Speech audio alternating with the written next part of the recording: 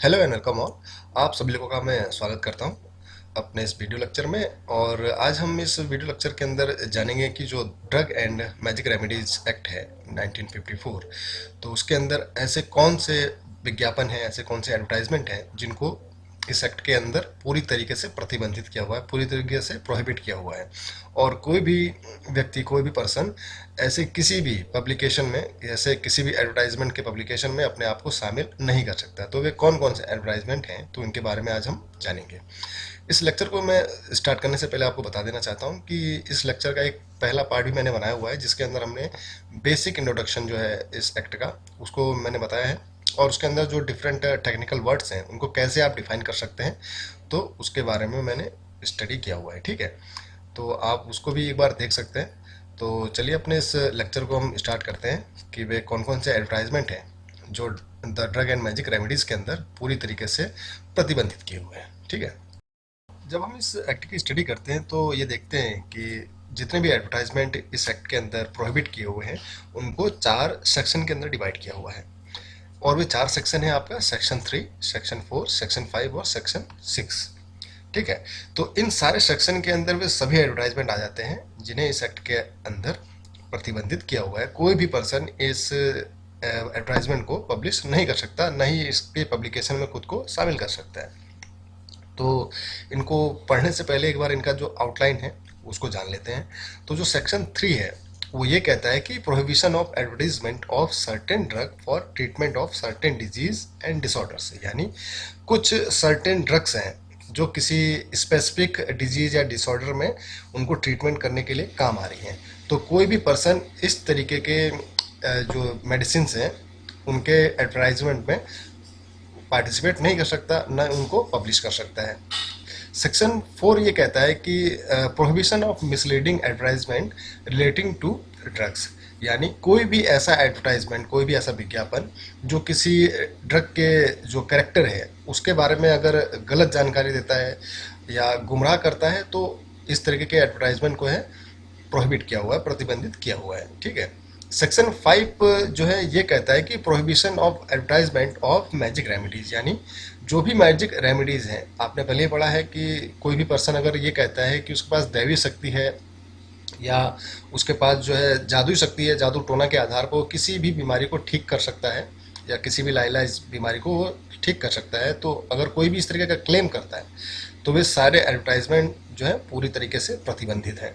और जो सेक्शन 6 है वो इंपोर्ट एक्सपोर्ट को लेकर के है, यानी prohibition of import and export of certain advertisement, यानी कोई भी ऐसे एडवर्टाइजमेंट जो कि भारत सरकार के द्वारा प्रतिबंधित किए हुए हैं, किसी भी वो डिजीज को लेकर हो सकते हैं या किसी भी ड्रग को लेकर के हो सकते हैं। तो कोई भी पर्सन इस तरीके के एडवर्टाइजमेंट को ना ही विदेशों से अपने देश के अंदर मंगा सकता है, ना अपने देश से किसी दूसरे देश को वो एक्सपोर्ट कर सकता है। तो ये आपका सेक्शन 6 के अंदर लिखा हुआ है। तो चलिए अब एक एक करके इन सेक्शन के बारे में भी पढ़ लेते हैं। शुरुआत करते हैं अपने इस एडवर्टाइजमेंट के सेक्शन 3 से। तो जो सेक्शन 3 है वो ये कहता है कि prohibition of advertisement of certain drug for treatment of certain disease and disorders, यानी कुछ स्पेसिफिक ड्रग्स जो कि कुछ स्पेशल जो डिसऑर्डर हैं, डिजीज़ हैं, उनके अगर ट्रीटमेंट में इस्तेमाल हो रही हैं, उनके डायग्नोस में इस्तेमाल हो रही हैं, और ऐसे एडवर्टाइजमेंट अगर पब्लिश किए जा रहे हैं तो वो पूरी तरीके से गैरकानूनी है, और ऐसे सभी एडवर्टाइजमेंट को जो है प्रोहिबिट किया हुआ है, पूरी तरीके से प्रतिबंधित किया हुआ है। तो अगर इसके अंदर एडवर्टाइजमेंट की बात की जाए तो इनको 4 जो है सब सेक्शन के अंदर डिवाइड किया हुआ है। सेक्शन 3 के अंदर भी इनको 4 सब सेक्शन के अंदर डिवाइड किया हुआ है। तो जो पहली डिजीज आती है उसके अंदर ये कहा गया है कि the procurement of miscarriage in women, यानी किसी भी जो महिला है उसके प्रेगनेंसी को अगर कोई मेडिसिन रोक रही है या एबॉर्शन के लिए इस्तेमाल की जा रही है, तो ऐसी कोई भी अगर ड्रग है, कोई भी अगर मेडिसिन है, उनका एडवर्टाइजमेंट जो है पूरी तरीके से प्रतिबंधित है। और आप समझ सकते हैं कि अगर इस तरीके का एडवर्टाइजमेंट पब्लिक डोमेन में आ गया कि जो प्रिवेंशन कर रही हैं प्रेगनेंसी को या एबॉर्शन के दौरान जो है इस्तेमाल की जा रही है, तो इसका क्या इम्पैक्ट हमारी सोसाइटी के ऊपर पड़ेगा। ठीक है, तो ऐसे सारे एडवर्टाइजमेंट को जो है पूरी तरीके से प्रतिबंधित किया हुआ है। दूसरी तरह की जो डिजीज़ है उसके अंदर वे सारी डिजीज़ जिसके अंदर किसी भी ह्यूमन के जो सेक्सुअल प्लेजर है, जो यौन क्षमता है, उसको बढ़ाने के लिए अगर कोई इस्तेमाल की जा रही है, किसी भी पुरुष की जो पौरुष क्षमता है उसको अगर बढ़ाने के लिए कोई मेडिसिन यूज की जा रही है और उसका अगर एडवर्टाइजमेंट किया जा रहा है तो वो भी पूरी तरीके से इलीगल है। और इस तरीके के सारे एडवर्टाइजमेंट जो है प्रतिबंधित किए हुए हैं, ठीक है। उसके बाद जो थर्ड आता है वो उसमें ये कहता है कि जो मेंस्ट्रुअल डिसऑर्डर है वुमेन्स के अंदर, जो उनका मासिक चक्र है, उनको अगर कोई मेडिसिन सही करने के लिए या उनको रेगुलर करने के लिए अगर इस्तेमाल की जा रही हैं तो इस तरीके के सारी मेडिसिन को जो है उनके एडवर्टाइजमेंट को प्रतिबंधित किया हुआ है, ठीक है। उसके बाद आपका जो लास्ट आ जाता है उसके अंदर ये कहा जा रहा है कि the diagnose, cure, mitigation, treatment और prevention of any disease, disorder और कंडीशन स्पेसिफाइड इन इंस्टीट्यूट। यानी अगर कोई भी मेडिसिन जो कि किसी सर्टेन डिजीज के डायग्नोस में, उसके क्योर में, उसके मिटिगेशन में, उसके ट्रीटमेंट में या उसके प्रिवेंशन में इस्तेमाल की जा रही है तो वे सारी जो एडवर्टाइजमेंट है उसको प्रतिबंधित किया गया है। अगर सिंपल शब्दों में अगर हम बात करना चाहें तो वे सभी मेडिसिन्स जो शेड्यूल जे के अंदर जितनी भी डिजीज़ लिखी हुई हैं उनके डायग्नोस के लिए, उनके क्योर के लिए, उनके मिटिगेशन के लिए, उनके ट्रीटमेंट के लिए और उनके प्रिवेंशन के लिए इस्तेमाल की जा रही हैं, तो वे सभी एडवर्टाइजमेंट जो है पूरी तरीके से प्रतिबंधित किए हैं। शेड्यूल जे जो सेक्शन 3 के अंदर आता है उसके अंदर लगभग 54 तरीके की डिजीजेज दी हुई हैं, जिसको आप देख सकते हैं ये नेक्स्ट स्लाइड में। ये देखिए, अब जो शेड्यूल जे है उसके अंदर ये 54 तरीके की डिजीज दी हुई हैं। अगर कोई भी पर्सन ये दावा करता है कि वो इन सभी बीमारियों का इलाज कर सकता है और अपने विज्ञापन के थ्रू वो एडवर्टाइज करता है, लोगों को बताता है, तो वे सारे विज्ञापन पूरी तरीके से गैर कानूनी है, वो पूरी तरीके से प्रतिबंधित है। सरकार उनके ऊपर चाहे तो एक्शन ले सकती है, उसको पेनलाइज कर सकती है। तो ये सारी 54 तरह की आप डिजीज देख सकते हैं। अब बात करते हैं सेक्शन 4। अब सेक्शन 4 क्या करता है? Prohibition of misleading advertisement relating to drugs. यानी जो सेक्शन 4 है वो ये कहता है कि वे सभी विज्ञापन जो कि किसी भी ड्रग के बारे में, किसी भी मेडिसिन के बारे में गलत और गुमराह करने वाली इंफॉर्मेशन फैला रहे हैं या गुमराह करने वाली विज्ञापन को छाप रहे हैं, तो ऐसे सभी विज्ञापनों को पूरी तरीके से प्रतिबंधित किया हुआ है, ठीक है। अब इसके अंदर आप देख सकते हैं कि वही चीज़ लिखी हुई है कि कोई भी पर्सन ऐसे किसी भी एडवर्टाइजमेंट के अंदर न तो पार्टिसिपेट करेगा और न ही इनके पब्लिकेशन के अंदर खुद को जिसमें शामिल करेगा, न इनको फैलाएगा, ठीक है। तो अब ये विज्ञापन कौन कौन से हैं?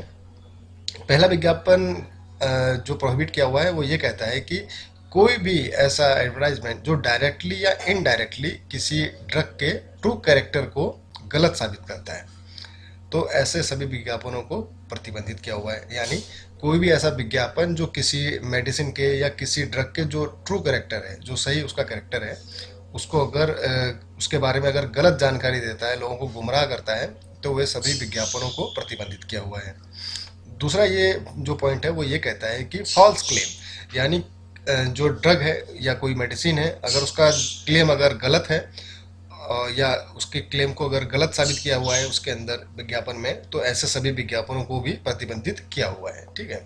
उसके बाद जो लास्ट पॉइंट ये कहता है कि कोई भी ऐसी जानकारी जो पूरी तरीके से गलत है या लोगों को गुमराह करने के लिए बनाई गई है, वो किसी भी मटेरियल के बारे में, किसी भी ड्रग के बारे में हो सकती है, तो अगर ऐसा एडवर्टाइजमेंट पब्लिश किया जा रहा है, डिस्ट्रीब्यूट किया जा रहा है लोगों के बीच में, तो वे सभी विज्ञापन पूरी तरीके से प्रतिबंधित किए हुए हैं। तो सेक्शन 4 के अंदर आपने जान लिया कि ये बात करता है वे विज्ञापनों के बारे में जो किसी ड्रग के ट्रू कैरेक्टर के बारे में अगर गलत जानकारी दे रहे हैं या उस ड्रग के जो क्लेम है उसके बारे में लोगों को गुमराह कर रहे हैं या किसी भी दूसरे तरीके से किसी ड्रग के कैरेक्टर के बारे में जो है गलत इन्फॉर्मेशन लोगों के बीच में फैला रहे हैं, तो ऐसे सभी विज्ञापनों को पूरी तरीके से प्रतिबंधित किया हुआ है सेक्शन 4 के अंदर। अब बात करते हैं सेक्शन 5। अब सेक्शन 5 बात करता है मैजिक रेमेडीज़ के बारे में। अब मैजिक रेमेडीज़ के बारे में मैंने इसके पहले लेक्चर में आपको पूरी तरीके से बताया हुआ है कि अगर कोई भी पर्सन ये दावा करता है कि उसके पास जो है भगवान की दी हुई शक्ति है, दैवी शक्ति है उसके पास, और उसके पास जादू टोना है, और उस जादू टोना के आधार पर वो किसी भी लाइलाज बीमारी को ठीक कर सकता है, और वो किसी भी ऐसी जो बीमारी है जिसका अभी तक कोई भी इलाज अभी खोजा नहीं गया है, उसको वो ठीक कर सकता है अपने जादू टोने से, अपने मंत्र से, अपने कवच के माध्यम से या अपने तिलिस्म के माध्यम से उनको अगर ठीक करने का दावा करता है, तो ऐसे सारे विज्ञापन जो है प्रतिबंधित है। कोई भी अगर ऐसा करता है तो उसके खिलाफ जो है कानूनी कार्रवाई की जा सकती है। और साथ ही जो सेक्शन 3 के अंदर जितनी भी डिजीज दी गई हैं और उन डिजीज को ट्रीट करने वाली जो भी मेडिसिन हैं, अगर उनका कोई व्यक्ति प्रचार करता है या उनके बारे में गलत अगर इंफॉर्मेशन लोगों को प्रोवाइड कराता है विज्ञापन के थ्रू, तो वो भी मैजिक रेमेडीज के अंदर ही काउंट होगा। और ऐसे सभी विज्ञापनों को जो है पूरी तरीके से प्रतिबंधित किया हुआ है। ठीक है, तो कोई भी पर्सन सेक्शन 3 के अंदर जो भी मेडिसिन लिखी हैं, जो भी डिजीजेज लिखी हैं, उनके एडवर्टाइजमेंट में डायरेक्टली या इनडायरेक्टली पार्टिसिपेट नहीं कर सकता। या किसी भी बीमारी का वो अगर दावा करता है कि वो जादू टोने के माध्यम से ठीक कर सकता है, तो वे सारे विज्ञापन पूरी तरीके से प्रतिबंधित है। ये सेक्शन 5 कहता है। अब बात करते हैं अपने लास्ट सेक्शन, सेक्शन 6 के बारे में।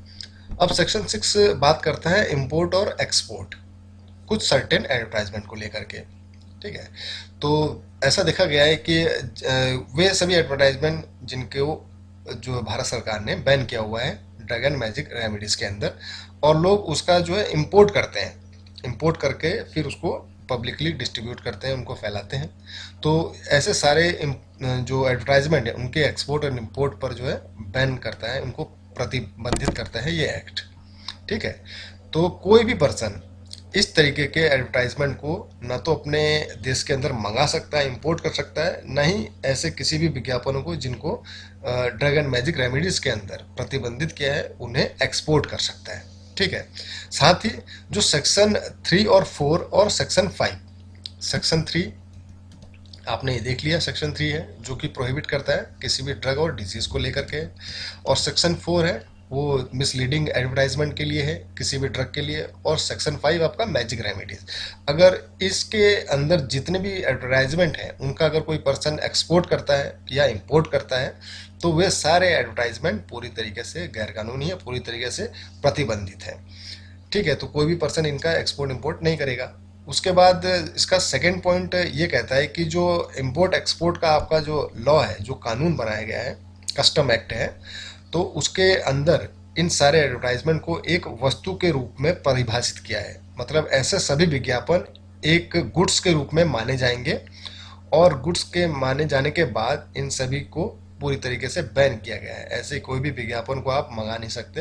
अगर कोई भी इसका वायलेशन करता है तो जितने भी सैंक्शन है, जितनी भी इसके अंदर धाराएं लिखी हुई हैं कस्टम एक्ट के अंदर, और जो मैजिक रेमेडीज के अंदर जो भी धाराएं लिखी हुई हैं, उनके आधार पर उस व्यक्ति के ऊपर कानूनी कार्रवाई की जा सकती है, उसको पेनलाइज किया जा सकता है। ठीक है, इस लेक्चर को मैं यहीं पर ही एंड करता हूँ, यहीं पर समाप्त करता हूँ।